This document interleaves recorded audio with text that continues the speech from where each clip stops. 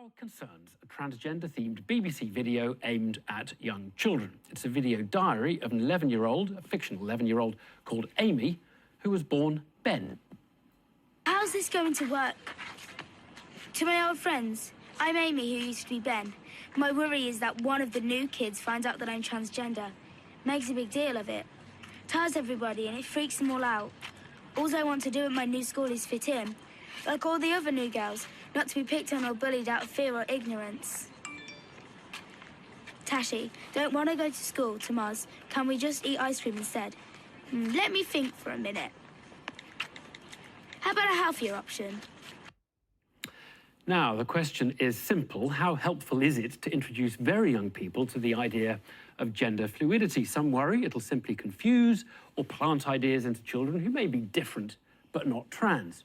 So let's talk about this to Stephanie Davies-Arai from Transgender Trend, which is a group of parents who are concerned about the current trend to diagnose gender non-conforming children as transgender, and Susie Green from Mermaids, which is a charity that campaigns for the recognition of gender dysphoria in young people. Thanks for coming in, both of you. Susie, tell us about your daughter's experience. At what age did she broach the subject and say, look, I don't want to be a boy, I think I'm a girl? Really, I sort of noticed that she didn't fit in with what I expected from a typical little boy from sort of when she was really sort of 18 months to about 2.5, 3.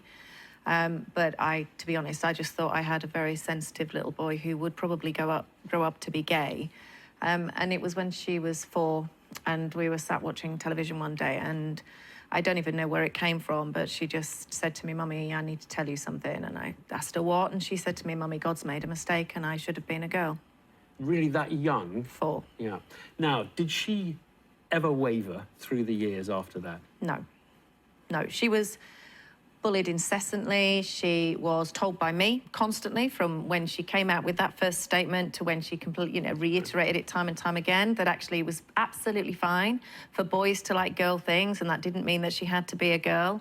And her, her response to that was, no, that's not it. And you reject the idea that a young person would be kind of suggested into taking the identity of I don't really see that gender is that fragile, that you can make a child conform by just presenting them with the possibility that that's an option. And just to finish the story, she has no regrets now. Oh, good Lord, no. No, right. Stephanie, that just sounds like a very straightforward story. And why wouldn't you just accept the child? Well, I don't want to comment on individual stories. I never do. So I want to talk more generally about what we're teaching children, and children at the age of 4 who can have no idea what you mean by changing gender. And we conflate the terms gender and sex, and actually it's not possible to change from male to female. That's a biological impossibility. And what we're teaching children, you can't change your, and your reproductive system and your sex culture. But you can express yourself. Gender means a socially constructed idea of what boys should behave, how boys should behave and dress, and how girls should behave and dress. That's fluid, and we should encourage boys can wear dresses, girls can have cropped hair and like gaming. So what's your point then, Stephanie? Because I don't understand what you... Because what we're teaching children, and the BBC film sort of shows that clearly, is that you can change from boy to girl. We're calling it gender, but we're not being honest with children. And I think when we give children information, which is the BBC's job, we need to make sure that information is accurate. Are you not rejecting the whole idea of transgender in saying that? No. But in what way are you not rejecting it? Because there are lots of people who identify as the opposite gender. I think we need to have great caution in how we apply this theory to children. In the past, we called it transsexual, which I think is a more honest word. What we're doing with children, if we're calling them transgender, the treatment pathway is the same as transsexual. It's cross-sex hormones, not cross-gender hormones. It leads to children being sterilised and on medication for life in order to be their authentic selves. Is that correct, or...? Well, no, I think that in terms of the way that these young people are assessed, they go through very, very careful assessment before any medical intervention is offered. That's never before puberty has at least begun and got through to a certain stage.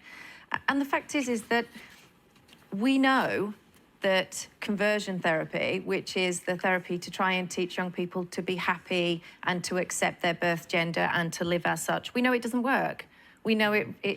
But look, there must be some empirical answer to this question. How many people start down the path that your daughter did and then say it was the wrong thing for me to do? I mean, you've experienced in this area, you're working for Campaign Group. You must know of people. Is it a large number? Or I would very say few? we've got over 800 parents on our parents group and about 200 young people on our teens group. And I would say that with the parents who have children who have gender dysphoria, not who are gender non-conforming or do cross-gender play or whatever, that's something entirely different. But the ones who seem more serious about it. The ones who say, this is not me. How many regret it? I've probably seen about 6. Is that...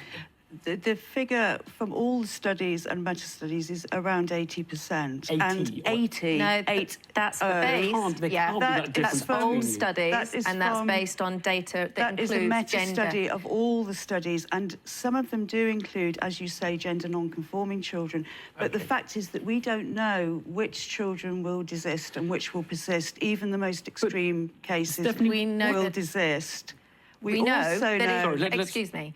We do know that with very careful treatment schedules, we know that with very careful assessment and very careful blocking medication to pause puberty, and that is completely reversible, that young people who go through that come out and they are better socially functioning, less depression, anxiety, and we know that they have far better outcomes going into their adult lives. We have no long-term research or clinical The studies to show no long-term outcomes. They're dealing with of young this people treatment. who are in their 20s and 30s. We don't know what we need effects... to leave it here, but actually these are factual questions to which there should be answers. Which we'll it's not an evidence-based treatment for children. We have no have to leave it evidence. there.